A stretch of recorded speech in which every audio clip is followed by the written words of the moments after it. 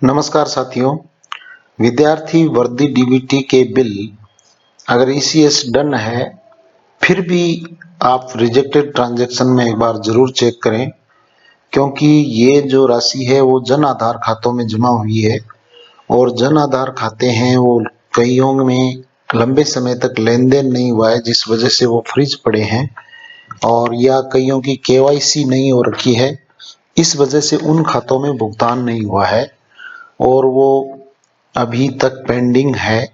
ECS done दिखाने के बावजूद कुछ खातों में भुगतान नहीं हुआ है। इसको चेक करने के लिए हम क्या करेंगे, पे मैनेजर पे जो ये है यहाँ रिपोर्ट्स में जाके डीडीओ रिपोर्ट्स और डीडीओ रिपोर्ट्स से बैंक रिलेटेड रिपोर्ट्स और डे वाइज रिजेक्टेड ट्रांजैक्शंस, यहाँ आप रिपोर्ट डाउनलोड करेंगे तो आपको पीडीएफ में रिपोर्ट मिलेगी।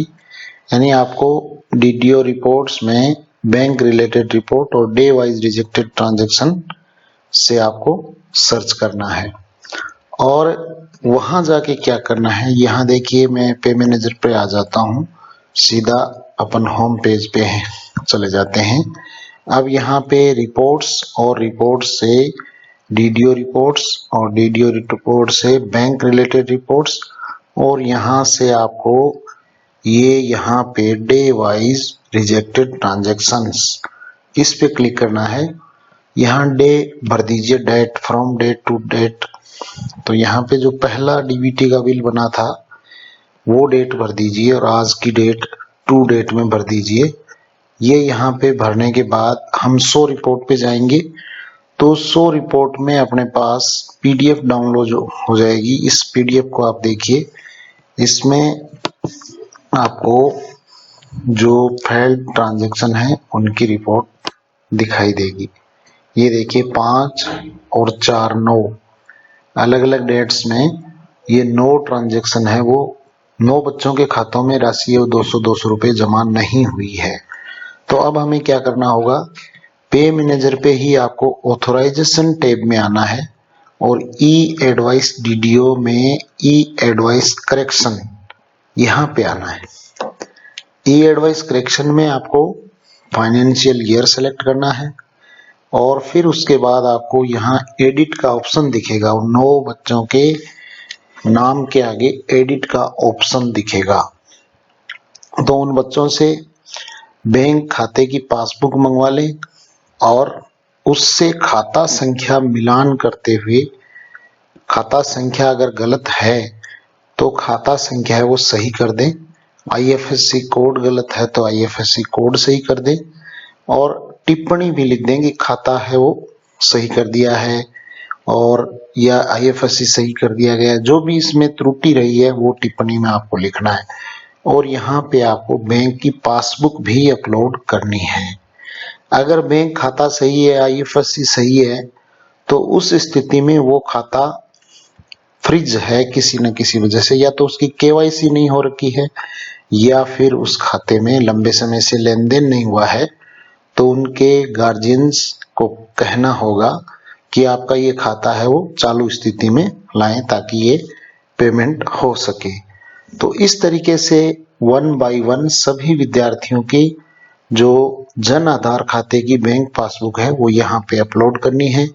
अपलोड करने के बाद जैसे ही इन 9 के अपलोड हो जाएगी, उसके बाद अपने को क्या करना है, इसी में ई एडवाइस डीडीओ में आपको मिलेगा ऑप्शन ई एडवाइस फॉरवर्ड।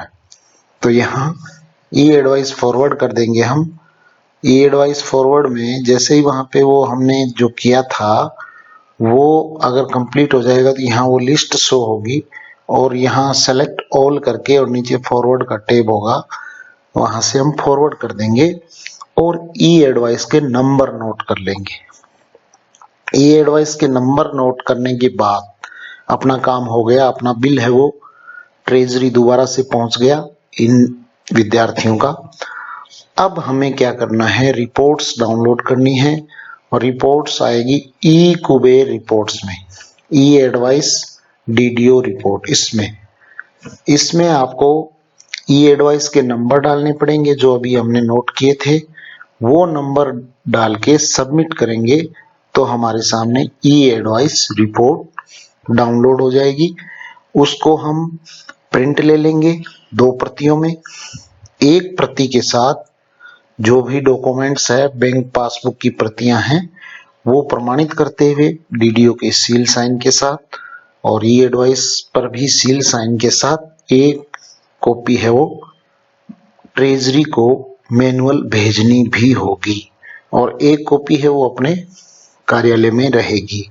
तो इस प्रकार से ये जो वर्दी डीबीटी का जिन विद्यार्थियों को भुगतान नहीं हुआ है, जिनका नाम बिल में होने के बावजूद भुगतान नहीं हुआ है, उनके लिए ये प्रक्रिया हमें करनी पड़ेगी।